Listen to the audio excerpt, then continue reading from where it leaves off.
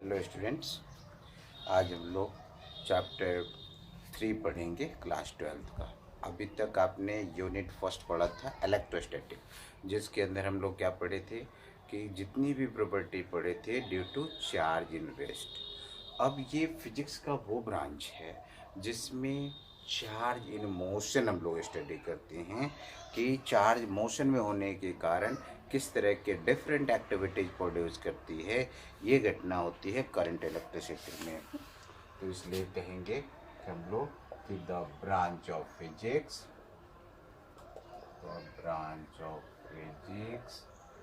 which deals about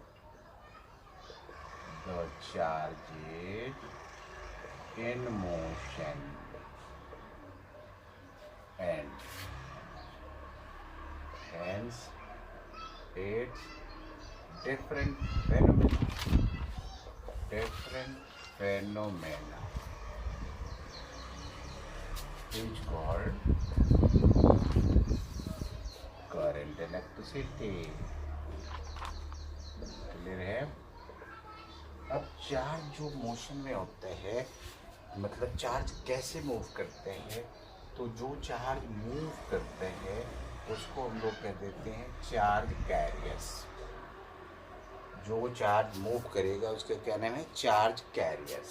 और ये जो चार्ज या पार्टिकल्स मूव करते हैं, मतलब moving charge particles are called charge carriers। Charge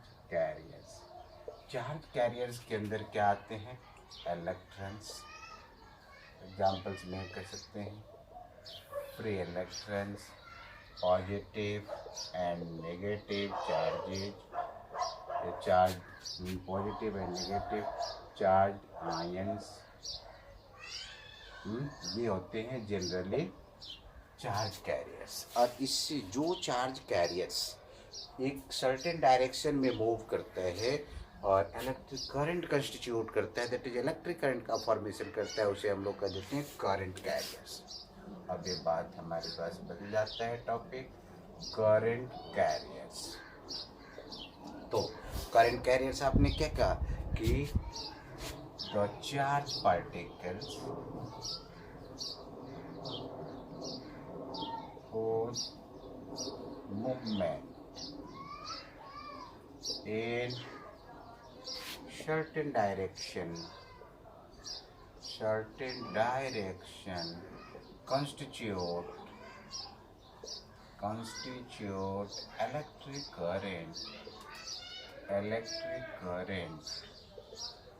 are known as current carriers। अब डिफरेंट सबस्टांस के अंदर करंट कैरियर्स वैरी करते हैं। जैसे इन सॉलिड्स, यह देखिए ये सबस्टांस हम लोग देखते हैं, और यहाँ करंट कैरियर्स या ये एक तरह से हम लोग लिख देते हैं स्टेट्स ऑफ सबस्टांसेज, और दूसरी तरफ हम लोग ले लेते हैं करंट कैरियर्स। एक नंबर हमने कह दिया आपको सॉलिड्स। ये सॉलिड्स जनरली कंडक्टर्स की बात करते हैं। तो जनरली कंडक्टर्स के अंदर क्या होते हैं? Current carriers free electrons, that is electrons act as the current carriers. क्योंकि इलेक्ट्रॉन्स जब मूव करता है फ्री इलेक्ट्रॉन्स, तो उसके कारण करंट एग्जीक्यूट होता है, इसीलिए हम लोग क्या कर देते हैं कंडक्टर्स का जो कैरियर होगा वो हो गया फ्री इलेक्ट्रॉन्स। दूसरी तरफ बात करेंगे हम लोग लिक्विड्स के अंदर। तो लिक्विड्स जैसे इलेक्ट्रोलाइट्स अब देखते हैं, सोडियम क्लोराइड को ब्रेक करेंगे Na+Cl-, तो चार्ज आयंस, तो positive and negative charge ions, ये बनता है current carriers. Positive and negative charge ions ये काम करते हैं लिक्विड्स के अंदर। तीसरा है गैस। अगर गैसेज की बात करते हैं तो गैसियस पार्टिकल्स के अंदर जितने भी गैसेज हैं, पॉजिटिव आयंस और इलेक्ट्रॉन्स, चूँकि जब ये इनिशियल केस में आयोनाइज्ड होते हैं तो ये पॉजिटिव आयंस कंसिस्ट करते हैं। तो पॉजिटिव आयंस एंड इलेक्ट्रॉन्स, ये थे हमारे पास करंट कैरियर्स जो चार्ज पार्टिकल सर्टेन डायरेक्शन में मूव करके करंट का फॉर्मेशन करते हैं, करंट कैरियर्स है। डिफरेंट सब्सटेंसेस के अंदर डिफरेंट टाइप्स के करंट कैरियर्स होते हैं। आपने कहा सॉलिड्स के अंदर फ्री इलेक्ट्रॉन्स, लिक्विड्स के अंदर positive and negative charge ions and gases के अंदर positive ions and electrons. Okay, अभी हम लोग क्या कह रहे थे कि चार्ज पार्टिकल्स मूव करके इलेक्ट्रिक करंट का फॉर्मेशन करते हैं। तो now we have to know what is electric current. You already study about it in class 10th. Electric current तो क्या होता है? The amount of charge flowing through any cross section of a conductor in 1 second या unit time. इसी को हम लोग 1 second का दूसरा नाम क्या है? Unit time is called electric current. Similarly we can also define electric current कि हम लोग कह सकते हैं कि the time rate of change of charge, the time rate of change of charge through any cross section of a conductor,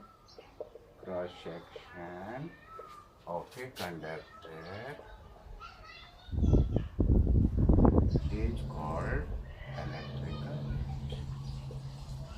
generally आप इसे किसी से डिनोट करते हैं? आई से डिनोट किया जाता है।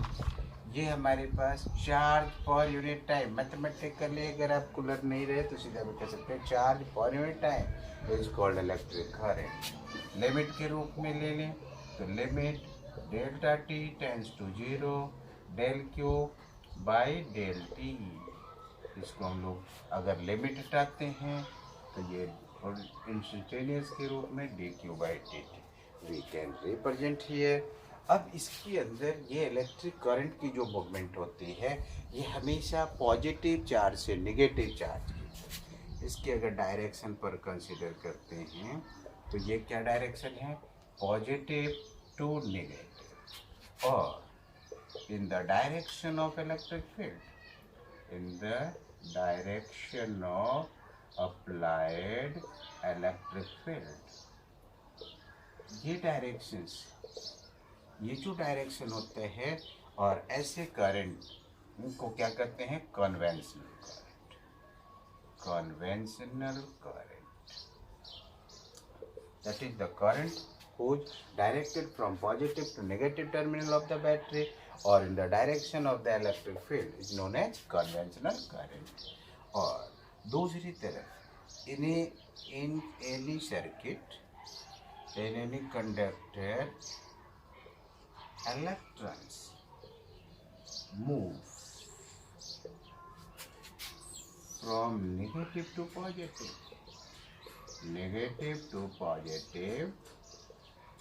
and the current constitute